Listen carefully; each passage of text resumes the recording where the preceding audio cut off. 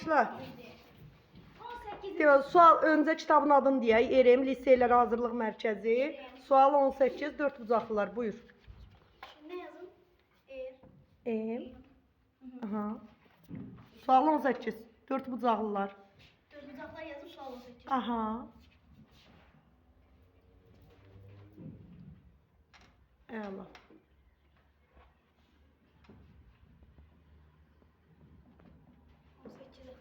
Zeyno kənardan dur. İzahla bir daha. Bir daha tekrar izahla.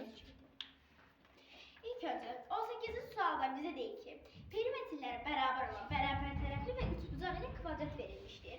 Beraber tərəfli üçbucağın hər tərəfi bərabərdir. Perimetri də 3A şəklində tapılır. Aferin. Kvadrat deyir bu yenə onunla bərabərdir. Kvadratın perimetri də 4A şəklində tapılır. Daha sonra bize deyir ki kvadratın bir tərəfi üçbucağın bir tərəfindən 20 cm kiçikdir. Yəni bu üçbucağın bir tərəfi A'dır.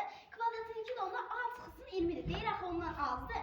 Kvadratın hər tərəfi bərabər olduğu üçün bu A çıxısının 20'dirsə, buraların hamısı A çıxısının 20'yə bərabər olacaq.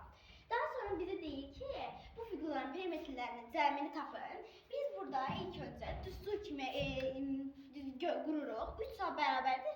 Bu hər tərəfi 4 dənə A verilib. Çünki 4 tərəfi var. 4A çıxılsın 20, 20, 20, 20, 80.